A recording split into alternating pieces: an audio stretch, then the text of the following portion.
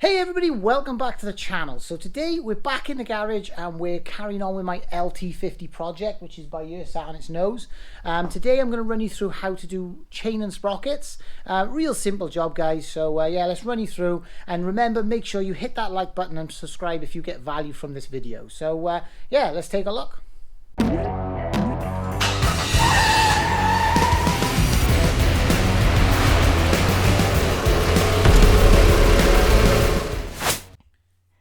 And if you get value from this video, hit the like button and subscribe to support this channel. Right then, so the first thing we're going to do is remove the mudguard. Now I've already got this up on its nose and removed the wheels. So I'm going to go and remove these two bolts and remove the rear mudguard and seat. Mainly just to get some light in here so you can see what I'm doing, but it's nice to get it out the way as well. So here we're removing the split pin now for the nut for the hub. So we're going to remove this split pin, then we're going to remove the nut, which is a 22mm. Now this split pin did break, but it doesn't really matter. We're just going to replace that anyway. So I'm going to go ahead and remove the nut and remove the hub. Now behind this nut there is a washer, and then there's a large washer which the hub cap secures to. And then you can go ahead and remove the hub. Now you might need to chisel this off. There is a little bit of a weld on the back that you can put a chisel on if it's tight, and just give it a few taps and it will come off. Now that's it there now. So what we're going to do is turn it now to locate the split pin on the chain. So if we look at this actual link, you'll see it's got a split on one side and a full curve on the other side. Now what we're going to do is push it. Now the reason it's this way round is because if you look at the direction of the travel of the sprocket, if something was to rub, it would knock the link on and not off. So you've got to remember this is the direction you need to make sure the link is in when you put it back on. And it's that simple really. So what we're going to do now is take a pair of pliers and just remove the split link. And once we've got that removed, we're going to remove the plate and then remove the link, and then we can go ahead then and remove the chain.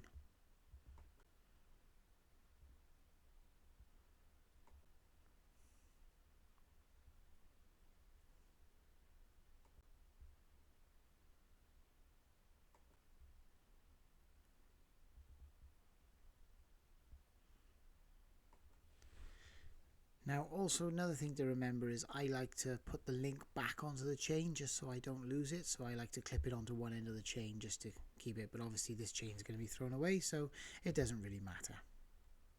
Now the next thing to do is go and bend the lock tab over on the lock bolts on the sprocket. So I'm just going to take a chisel here and tap the lock tab flat so I can get a socket onto the bolts.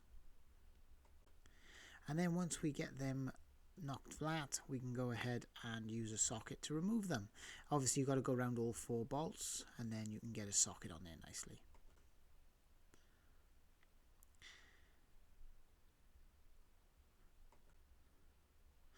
Now obviously two bolts are linked together with lock tabs, so when you remove them you'll have to get them out of the way, and that's it. Now we can go ahead and remove the sprocket.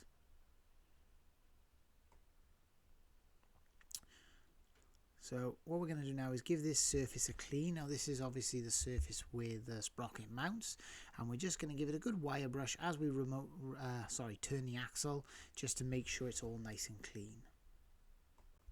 So here's our new sprockets. I'll just get them out now so you can see the difference. And that's our new chain. So if I hold these up together next to each other, you can see the amount of wear in the sprocket. Now obviously you can see the old sprocket's quite pointy. This is the rear sprocket, of course, and you can see the difference there. You can see my teeth, once they wear thin, they like to snap off. So now we'll go ahead and fit the new sprocket.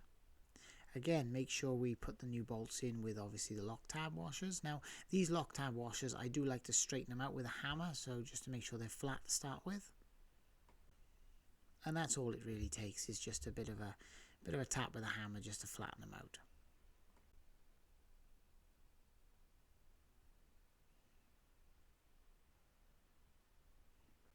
Now, I didn't use any Loctite because obviously it has a lock tab, so you don't have to worry about Loctiting it. So you'll notice here there is actually a curved and a sharp side to the sprocket, so I've put it with the curved side outwards like I would on most motocross bikes, with obviously the number on this side. And then we can go ahead now and tighten these bolts down. Now obviously we'll get them all on before we tighten them fully, but yeah. And then we can go on and fit the other two. And we'll just give them a firm tighten up. Now we're going to bend the lock tab over. And I just like to use a chisel for this and just give them a good few taps just to get, obviously, bend it onto one of the flat sides of the bolt. Make sure that obviously it's nice and tight up against one of the flats. Just like this. And then obviously repeat for the other three.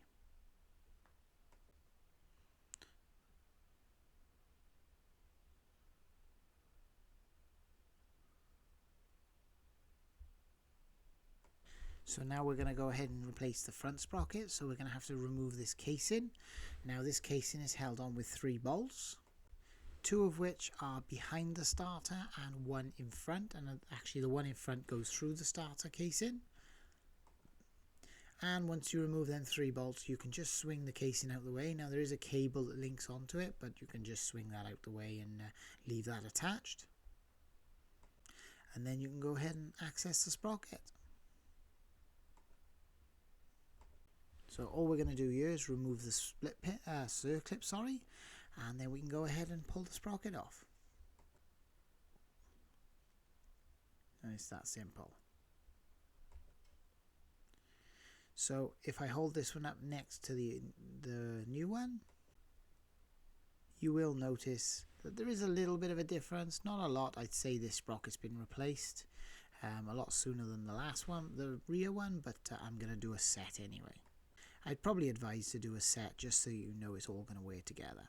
Now you might want to clean your shaft up a bit to get this sprocket on, but mine went on quite snug, so just give it a bit of a wiggle and push it onto the shaft.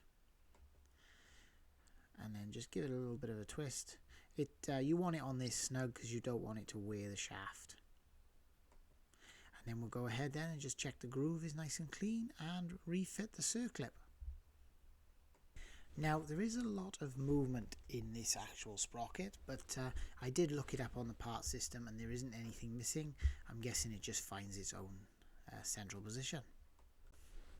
And there we go. So the next thing we're going to do now is fit the chain. And basically we'll just go and insert the chain onto the sprocket and guide it around.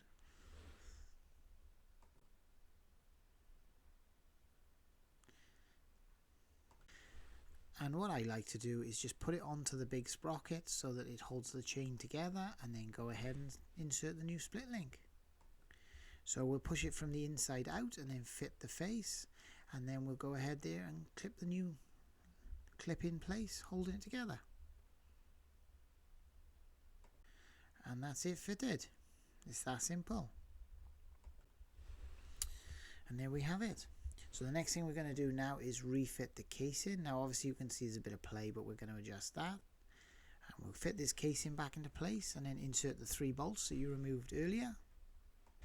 Now I did notice this little guide by here that should locate into the casing, which is obviously completely wrong. So I went ahead and straightened that out and refitted it. Now next thing we're going to do is look at the tension of the chain, and I'll go ahead and show you how to adjust it. So the first thing we're going to do is look at this actual hub on the back. Now this hub basically swivels to obviously tension the chain. And basically what we're going to do is loosen off the 2 lower bolts so that we can then adjust it. Now these lower bolts down by here, and you can see this little tensioner with a 10mm nut is what we're going to need to touch.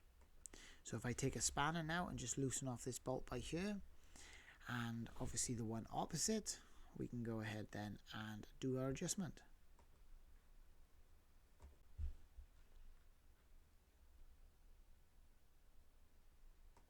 Now there is 2 bolts at the top, but it should pivot okay without undoing them.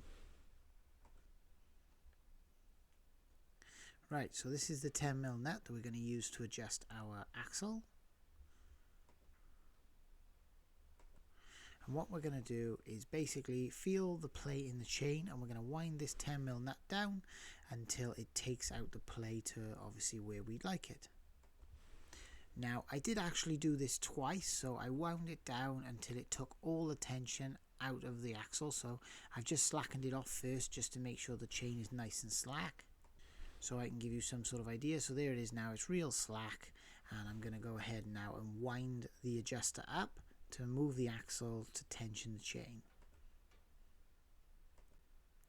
Now, like I said, I did wind this up too far the first time because I just wanted to show you what it looks like when it's too tight. You want to have a bit of movement in your chain. I'd say about 1/2 inch to 1 inch, probably 1/2 to 3/4. You're welcome to put in the comments if you know the actual measurement, but being as there's no suspension, as long as the chain can't come off, then you're pretty good. And there we go. Now if you see there now, it's way too tight. There's no give in the chain, so we're going to back it off and do it again. So we'll wind him up a bit now, just until we got a nice bit of play there.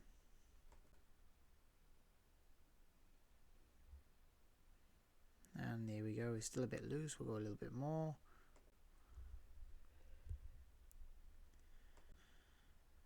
And that looks about pretty good to me. And you can see there now we've got our about 1/2 inch play in the chain, and that's all good. So once we've got this set to what we're happy with, we're going to go ahead and just lock off them 2 bolts that we loosened off to do the adjustment. And we'll tighten these up, and then I just went to the other side, the upper bolts, and just check they're tight. Because we've pivoted the axle, just make sure the upper ones are tight as well. There we go, that's the bottom ones tight. And then, like I said, just check the top ones as well while you're at it. And that's it all done. So we're going to go ahead now and refit our hub. And then we're going to fit our washer for the hubcap and our nut washer. And then we can go ahead and fit our nut.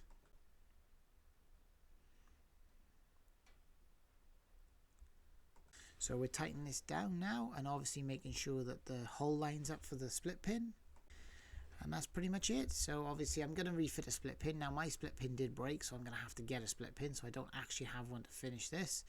But yeah, that's it. It's just a matter now of refitting the mudguard, fit the split pin, refit the hubcap, refit the wheels, and we're all done. So yeah, I hope this helps you. It's a pretty simple job, and yeah, thanks for watching, and I really appreciate it. And if you get value from this video, hit the like button and subscribe to support this channel.